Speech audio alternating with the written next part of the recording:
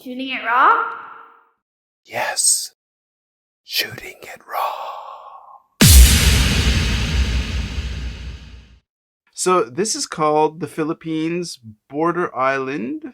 Border Island. Okay, so the image is of a sunset. I don't think it's a sunrise. It looks like a sunset.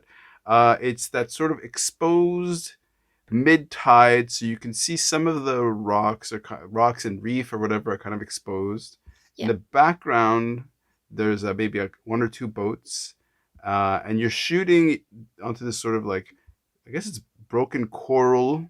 It's not a sandy beach, so it's like a broken coral beach with kind of rock that could be, I don't know, basaltic rock or something. But it's a nice sunset.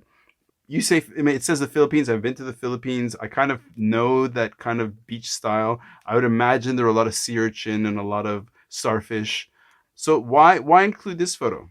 So this is another of my very interesting travel story. So Okay. this island is actually called Brother Island.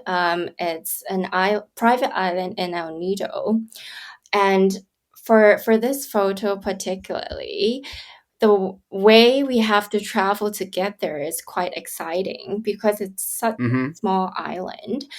We can only get there to El Nido first through a tiny little plane. And so Okay. the day when we arrived, unfortunately, they have a little storm. And being on Mm. a tiny plane, it was really, really scary. And Yep. for a good 5 to 10 minutes, the plane just go up and down. Okay, and the turbulence. And I'm not kidding. People are like, some people, I think they are praying. And Mm-hmm. I was holding onto my chair, and the plane was so quiet because I think people are really scared. Yep. But Yep. thankfully, we arrived safely, and the island is just beautiful. It's a private island, but not one of the luxurious resort type island, and it's actually hosted by a family, and where they built their own little boat from the El Nido to this island. It was also kind of scary because the boat was made from, I don't know what kind of material, maybe bamboo, maybe some sort of wood they find on the island, and with a simple Yep. motor. So on our ride from the boat to their brother island, it was also the waves, Yeah. Super choppy. Yeah. Yeah. super choppy. And then we have to carry, when we arrive, we have to carry our own luggage and walk in the water for a Mm. good minute. So that to me also was very memorable. So when I've been to the Philippines, and also having flown in a very very small plane, and did you see a lot of, because one of the funny tensions about being in a place like the Philippines is that because of the poverty, people are really just trying to make a living, Mm. and the ocean is a source of protein and meat and everything, so people just kind of go and just overfish it. So did you at that time start recognizing some of the pressures on the ecosystem, or was that still kind of outside of your consciousness? Definitely. Also, part of the reason why I look for that image, you mentioned before on the, not on the ground, but like on the sand, we can't even walk with our foot barefoot because there are Yeah. so many dead coral that Yeah. got pushed onto the sandy area. So we actually have to Mm. wear shoes the whole time. And at first, we didn't really understand. We thought they're just some shell that got washed up to the shore. But then we took closer looks, and all of them are just dead coral that got washed up. And Mm. we were just looking at it. We were like, oh, like there are so many. Yeah. Yeah. In the photo, that's what it. Yes. Yep. The whole beach is covered with death Mm. coral. So that really just, I guess that made us really think, like, why is this happening, or why would Mm-hmm. so many dead coral? And we talked to the host about it, and they're pretty, I guess they have the sustainability aspect in mind, and so that's why Okay. their housing, they built it themselves. The water, they found a very eco way to get the water to the island because you can't really get fresh water being so remote. Mm. So everything that they do have that in mind. So when we actually got Yeah. to the island, we're very inspired as well in that sense. And Mm-hmm. well, unfortunately, the coral you saw was just a corner. So for even the island is so beautiful. There are so many different things that got washed up. A starfish, seashell, the size of my head. It's just Yeah, yeah, yeah. yeah, amazing and out at the same time, but also And wait, mhm. for the listener, just so for reference, you say this the seashell was the size of your head. Your head is enormous. Like your head is truly huge. I mean, like I'm looking at it on the video. Your head is like prize-winningly large head. I'm just Hey, kidding. I'm Red. just Hey, kidding. you're lucky I'm not very easily offended. Okay, well, that's good. No, no, I can sense that. No, um, so yeah, so one of the things, unfortunately, that happens with a lot of these places is that they they do dynamite fishing, which obviously explodes all the coral.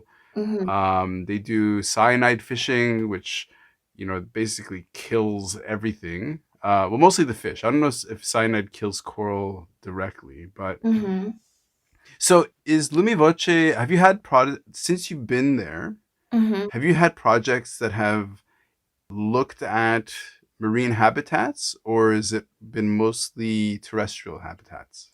So funny that you asked. We have our online art competition called Voices for the Planet Challenge, and our theme for last year is actually about ocean and sea creatures. Okay. So for the art challenge, mostly students ranging from primary schools to university schools, actually, although mostly are younger children. And Mm-hmm. they can create their artwork either through drawing, writing, photography, videography, or singing. So last year, we received a lot of artwork from children. A lot of them drew pictures or images of whales. We have pink dolphins, and Mm. we also produce music tracks. So we have an album called And So Album, and in there we have 4 music tracks so far. One of them is called 古语, which means an ancient whisper, and that music track Mm-hmm. particularly is talking about the coral reefs, actually. Oh, wow. Okay. Yeah. Okay. Do you think that I'd be able to get a few seconds of that track to play in this episode at the Yeah, end? of course. That'd be amazing. Yeah, and it's beautiful. Like I have to say, I don't think I'm biased, but I really think that song is truly beautiful. It's sang by our founder, Dr. Ying Ying Liu, Oh, wow. classically trained pianist and singer. And we Hmm. produced this music tracks actually with our production team in Thailand. Oh, wow. Serendipity, it all goes back to, Yeah, yeah. yeah, to music and art. And so definitely want to send it to you. Very beautifully Oh, made. that's great. Yeah. So talk to the listener who doesn't know about LumiVoce.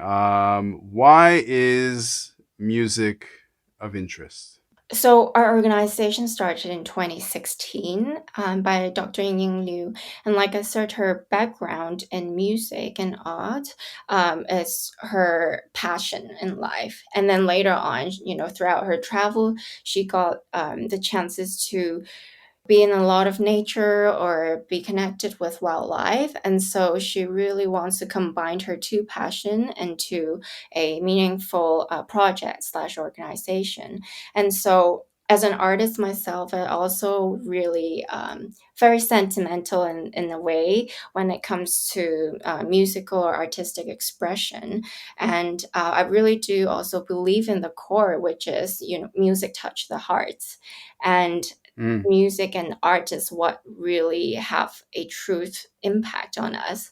For example, Mm-hmm. a song that I listened to when I was a kid if I didn't listen for 20 years, when now I'm older, I know in my 30s, Mm-hmm. I listen to the same song, it will bring me back to that moment when I was a little kid, For sure. right? Right. It's just very, simple logic behind it, because we think music and art really do have a long impact. And so all of our programs are catered to this. And so we have Mm-hmm. music albums, we have wildlife storybook, we have this online art competition. So all of our beliefs is not to give just the knowledge to children. That part is also Right. important, but we want to engage them, through the art, through the music, of things that they actually like, especially for young children. Oh, Chloe. Yes. Yes. Nailed it. That was beautiful. Perfect. Thank you. Okay. Uh, as a fellow communications person, I appreciate what you're doing. Want to move to the next image? Yeah, definitely.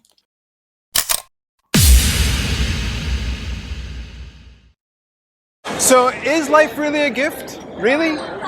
Can you make every second count? That's the whole point of the podcast.